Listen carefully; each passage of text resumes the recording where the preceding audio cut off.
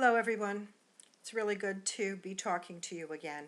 We're coming pretty much to the end of our class and we're on to Mesoamerica and to South America. And of course, if you've already started to look at the materials, you know that just a few days of study and just a few pages of writing about these many and very complex cultures really is just not enough. So this is just the briefest introduction to the extraordinary cultures of Central and South America that we are able to do in the short amount of time. What I would like to do is just to, in a little bit, share some personal memories. I started out as a Mesoamerican archaeologist, and my work was in West Mexico, about 70 miles south of Mazatlan. And I fully expected to have my career in Mesoamerica, even though the part of West Mexico that I was working in was one of the peripheral areas. We had no fancy mounds or fancy architecture, but we had a place that supplied a huge amount of or at least possibly a huge amount of processed shellfish to the Valley of Mexico, which was many, many miles away, probably to the Toltec Empire.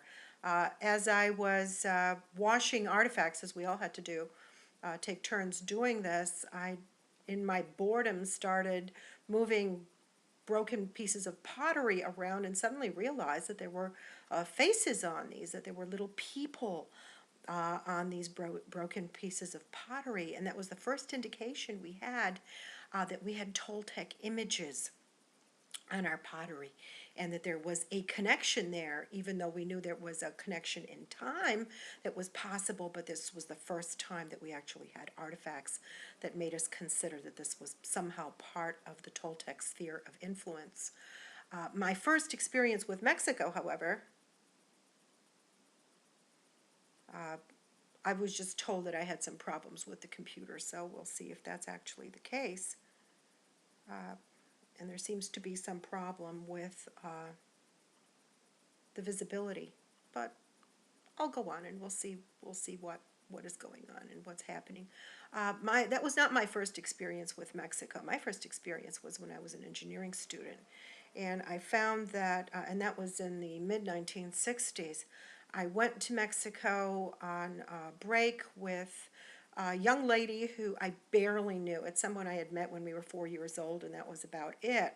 So it wasn't the most comfortable situation, and she was really interested in seeing archaeological sites, and I certainly was not. But she dragged me to a whole bunch of places that I absolutely remember with great fondness. And I've tried to find some YouTube videos, tourist videos for you to get a sense of, or a little bit of a sense of what I experienced. And the sites that I'll talk about is the site of Montalban, for example. We went there in the evening, which is a terrible, terrible time to see a site. The site was barely excavated.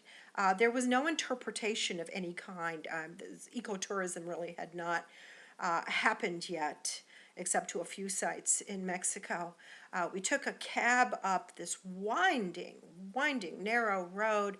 We finally get to the top of this mountain and just took my breath away because the whole top of the mountain had been leveled to make place for this city, literally up in the clouds. It was just an amazing, amazing place. What was more amazing, of course, was that we were almost scammed by the police. Both she and I knew that under no circumstances should we have anything to do with buying contraband artifacts. That was considered against the law in Mexico. You could get arrested, and certainly nobody ever wanted to be in a foreign jail, aside from the fact that I just thought it was wrong to steal things from people and buy their artifacts, steal their history. And so an old man comes up to us and immediately starts to try to sell us some artifacts. And we keep pushing him away verbally and saying, no, go away from us. We don't want to have anything to do with you. And as we try once again to get away from him, suddenly a helicopter comes in and lands, and out come the federales and with their guns and stuff, and they stop us and they examine our bags, fully expecting to see that artifacts have been purchased by us. And we said, no, no, there was this old man. Didn't want to have anything to do with him. He went that way. And of course, I'm sure they knew that he went that way, because I think this was part of a scam, but who knows, who knows. Anyway, it was an extraordinary place. I'm hoping that the YouTube videos will just give you a little sense of that, plus the winding road. And imagine this whole hill, just this mountaintop, which was a city, and then all of the sides being terraced to make room for the small gardens and the individual hamlets or homesteads, which helped provide the surpluses to supply the city with food. It was quite an amazing place. The same place, again, the state of Oaxaca, we went to a place called Mitla, and again I found a very short video for you just to take a look at some of the extraordinary mosaics on the facades of the buildings. And the buildings were amazing because you could not see where the Spanish church stopped and the burial place of the Zapotec kings began. There was certainly difference in architecture, but it was somewhat seamless in terms of how the different sites melded together. And of course, the mosaics were absolutely astounding. My last conversation is about Teotihuacan. It is not describable in any possible way. You have to visit this place. Again, I had a chance to be there. At that point, it really was a place where many, many people were visiting, but it was not as developed as it is today in terms of ecotourism. Many of the actual buildings and pyramids had not been fully excavated. And so the interpretation for this place was one, again, that was very benign, no warfare whatsoever. The whole idea that the place actually burned down in the 500s was not clear. Why would anyone want to burn such an incredible place? To give you some sense of size, you could not pass through the valley without passing through the city. It pretty much occupied an immense part of the valley. And of course, climbing both of the major pyramids, the Pyramid of the Sun and the Pyramid of the Moon, are extraordinary accomplishments on my part because I was not terribly physical. And it was just amazing to get to the top of this because you knew that you had been on top of a man-made mountain. Now, since I was there in the mid-1960s, there's been a huge amount of excavation, and now we know that warfare and a warrior class and such were all part of Teotihuacan life.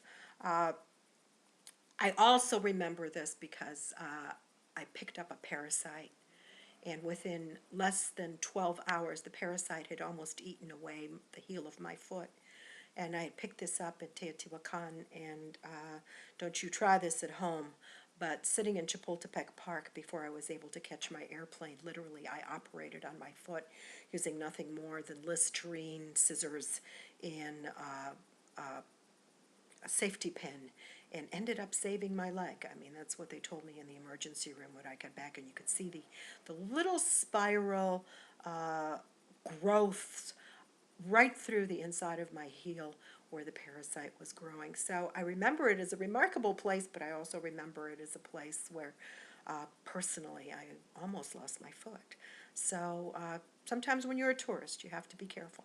So I'm going to stop right now, and I'll see you in a bit. Hope you find the reading interesting. Take care.